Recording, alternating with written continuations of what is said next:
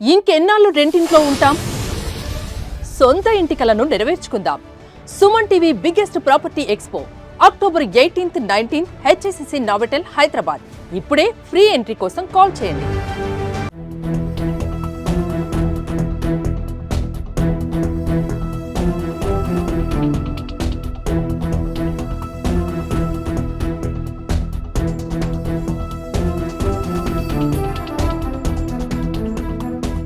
విజయవాడలో అత్యంత దారుణమైన ఘటన జరిగింది. సొంత పిన్నిని కుటుంబ కలహాల నేపథ్యంలో భార్య పుట్టింటికి వెళ్ళిపోయిందని ఆ కోపం అంతా కూడా పిన్ని మీద చూపించి నమ్మించి పిన్నిని ఇంటి దగ్గర నుంచి తీసుకువెళ్ళి అత్యంత దారుణంగా చంపి కాళ్ళు చేతులు మెడ మొత్తం అంతా పాటలుగా నరికేసి ఆ పాటలు తీసుకెళ్లి కాలువలో కలిపేసి అత్యంత దారుణంగా క్రూరంగా వ్యవహరించాడు విజయవాడ హెచ్బి కాలనీకి చెందిన సుబ్రహ్మణ్య అనే వ్యక్తి. అది కూడా తన కొడుకు మైనర్ అయిన తన కొడుకు సహాయంతో ఈ హత్య చేశాడు. ఈ హత్య అయితే సంచలనంగా మారింది విజయవాడలో. ప్రస్తుతం నేను జరిగిన ఘటనకు సంబంధించి ఇక్కడ మనకు ఒక కాలువ చూస్తున్నాం కదా, ఈ కాలువలోనే వృద్ధురాలి మొత్తము శరీర భాగాలన్నింటినీ కూడా ముక్కలు చేసి ఇదే కాలువలో పడేశాడు. కేవలం ఈ ఒక్క కాలువలోనే కాదు, ఈ కాలువతో పాటు ఈ దగ్గరలో ఉన్న దాదాపుగా 2-3 కాలువల్లో ఒక చోట కాళ్ళు చేతులు, మరొక చోట తల, మరొక చోట మొండెం ఇలా వేరు చేసి కాలువలో పడేసి ఎవరో కనిపెట్టలేరు అనుకున్నాడు. కానీ ఏదైతే 4 రోజుల క్రితము పెన్షన్ తీసుకోవడం కోసము ఎవరైతే ఇక్కడ పెన్షన్ ఇవ్వడం కోసం వాలంటీర్లు వస్తూ ఉంటారో వాళ్ళైతే పెన్షన్ తీసుకోవడానికి రాలేదని కుటుంబ సభ్యులు సమాచారం ఇవ్వడంతో వాళ్ళు కుటుంబ సభ్యులు అనుమానించి 2 రోజులు బట్టి ఆవిడ కనబడలేదని ఫిర్యాదు చేశారు. ఆ ఫిర్యాదు నేపథ్యంలో పోలీసులు ఎంక్వైరీ చేశారు. అయితే నిన్న కొన్ని బాడీ పార్ట్స్ ఈ కాలంలో దొరికేసరికి పోలీసులు అయితే ఈ కుటుంబ సభ్యులకి ఈ బాడీ పార్ట్స్ని ముఖ్యంగా తలభాగాన్ని చూపించడంతో ఆ బాడీ అంటే ఆ మృతదేహం విజయలక్ష్మిదే అని తేలింది. ఆ విజయలక్ష్మి తేలడంతో ఈ హత్యకు గల ప్రధాన కారణం ఏంటని పోలీసులు ఎంక్వైరీ చేశారు. ఈ ఒక్క కాలువ దగ్గరే కాదు, ఈ బొమ్మసాని నగర్ ఊర్మిళ నగర్లో దగ్గర ఉన్న బొమ్మసాని నగరే కాదు, ఎదర అట్కిన్సన్ స్కూల్ ఒకటి ఉంటుంది. ఆ అట్కిన్సన్ స్కూల్ దగ్గర మరొక కాలువ ఉంటుంది. ఆ కాలువ దగ్గర మొండాన్ని పడేశాడు. బొమ్మసాని నగర్లో మరికొన్ని బాడీ పార్ట్స్ తలని కాళ్ళు చేతుల్ని ఇక్కడ పడేశాడు. అంటే ఎంత దారుణంగా చంపేశాడో అర్థం చేసుకోవచ్చు. కేవలం కుటుంబ కలహాలే ప్రధాన కారణంగా చెప్తూ ఉన్నారు. అయితే ఇక్కడ మరొక విశేషం ఏంటంటే చంపేసిన వ్యక్తి కేవలం అతను ఒక్కడే కాదు, మైనార్టీ తీరని ఒక కొడుకు అంటే 15 ఏళ్ల వయసు ఉన్న ఒక కొడుకు సమక్షంలో ఈ హత్య చేశాడు. కొడుకు కూడా దీనికి సహకరించినట్టుగా కూడా తెలుస్తోంది. అయితే ప్రస్తుతం మనము చూస్తున్న ఇల్లు మృతురాలి ఇల్లు ఇదే, విజయలక్ష్మి ఇల్లు ఇదే. ఇక్కడి నుంచి ఆవిడ ఒంటరిగా ఉంటుంది. 2 ఏళ్ల క్రితము విజయలక్ష్మి భర్త చనిపోయారు. అప్పటి నుంచి కూడా ఆవిడ ఒంటరిగా ఉంటుంది. తన కొడుకు ఇక్కడ ఉండలేదు, వేరే చోట ఉంటున్నాడు. సో ఆలనా పాలనంతా కొడుకు చూసుకుంటున్నాడు. కానీ ఏదైతే అక్క కొడుకు ఉన్నాడో అంటే నిందితుడు ఎవరైతే ఉన్నారో సుబ్రహ్మణ్యం, అతను అప్పుడప్పుడు వస్తూ ఉంటాడు, పిన్నిని పలకరిస్తూ ఉంటాడు.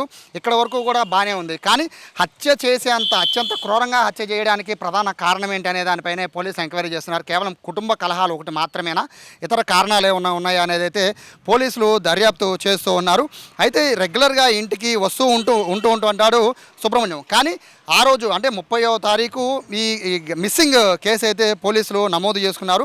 ఆవిడ 30వ తారీఖు ఇంటి నుంచి బయటికి వెళ్ళినట్టుగా కూడా చెప్తున్నారు. 30వ తారీఖు తర్వాత ఆవిడ తిరిగి ఇంటికి రాలేదు. అయితే 1వ తారీఖు పెన్షన్ ఇవ్వడం కోసమని ఇక్కడికి సచివాలయ సిబ్బంది వస్తే ఆవిడ పెన్షన్ తీసుకోలేదనే విషయాన్ని కుటుంబ సభ్యులకు తెలియజేయడం, కుటుంబ సభ్యులు కూడా ఆవిడ ఎందుకు పెన్షన్ తీసుకోలేదని ఆరా తీయడం కోసం అని ఆవిడ కాంటాక్ట్ చేస్తే ఫోన్ పనిచేయకపోవడం, ఇమ్మీడియట్గా వెంటనే భవానీపురం పోలీస్ స్టేషన్కి వెళ్ళి బంధువులు కంప్లైంట్ చేయడం, ఇవన్నీ చేసిన తర్వాత 3 రోజుల తర్వాత కాలువలో కొన్ని బాడీ పార్ట్స్ దొరికాయి. ఆ బాడీ పార్ట్స్ని కనుక్కోవడం కోసం కుటుంబ సభ్యులను పిలవడంతో కుటుంబ సభ్యులు కన్ఫర్మ్ చేశారు ఆ బాడీ పార్ట్స్ అన్నీ కూడా విజయలక్ష్మి అని.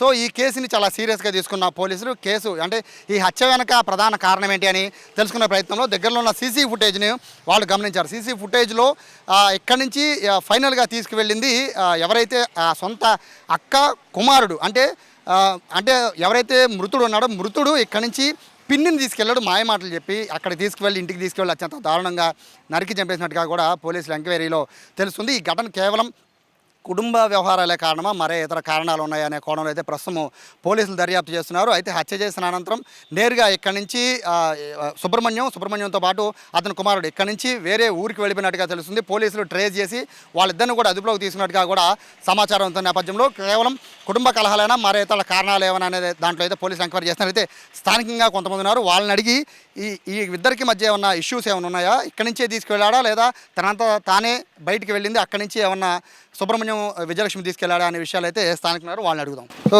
పక్కనే మృతురాలి ఇంటి పక్కనే ఉన్నవాళ్ళు ఉన్నారు.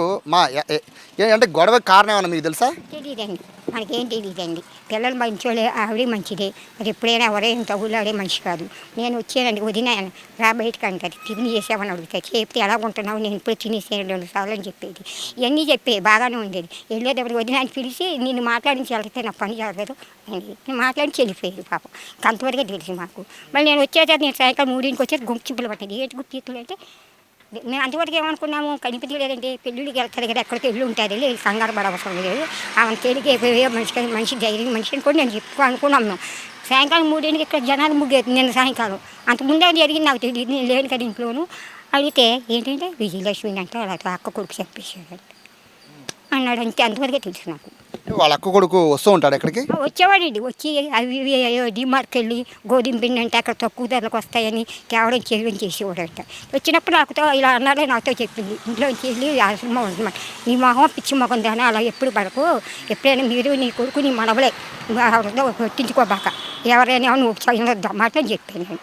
అందరి జనాల దగ్గర కూడా ఏం మాట్లాడబాక. ఇప్పుడు మాట్లాడే మంచిగా వస్తువులు మనం అనుకో, నాకు చూపించి అందరికీ చూపించింది అనుకో, ఏమంటారు అంటే వస్తువులు ఉంటే వస్తారు బయటకు. గొడవ పడ్డాడు ఇక్కడికి వచ్చి? లేదు, ఎప్పుడు లేదు. ఇక్కడ ఏమి అలా ఉంటే మేమే చెప్పేవాళ్ళం కదా, అసలు గొడవే లేదు. ఆమె ఏమన్నా వచ్చి చెప్పిందా ఇట్లా మా అక్క వాళ్ళ అబ్బాయి నన్ను ఇబ్బంది పెడుతున్నాడు అని? ఏం చెప్పలేదు, ఎప్పుడే చెప్పలేదు. ఇబ్బంది పెడతాక చెప్పడానికి ఎందుకు వచ్చిందో నాకు అదే అర్థం కాదు. అంత ఘోరంగా చంపేయండి అమ్మ ఉండకూడదు. అసలు అలవాటు బతికించకూడదు సభ్యమంటున్నారు అందరూ. చాలా మంది ఇక్కడ ఇక్కడికి వచ్చి అతను ఎక్కించుకెళ్ళాడు అంటున్నారు. లేదండి, అక్కడే ఎక్కించుకుని ఉంటాడు. మరి ఎక్కించుకెళ్ళాడు నేను లేను కదమ్మా, నాకు తెలియదు. అలా అబ్బాయిని అడిగితే తెలుస్తుంది అన్నమాట. అంటే బంక్ మీద ఎక్కించుకునే వెళ్ళేంత వరకు అంటే అంటే గొడవ ఇష్యూ జరగకపోతేనే ఎవరైనా బైక్ ఎక్కి వెళ్తారు కదా.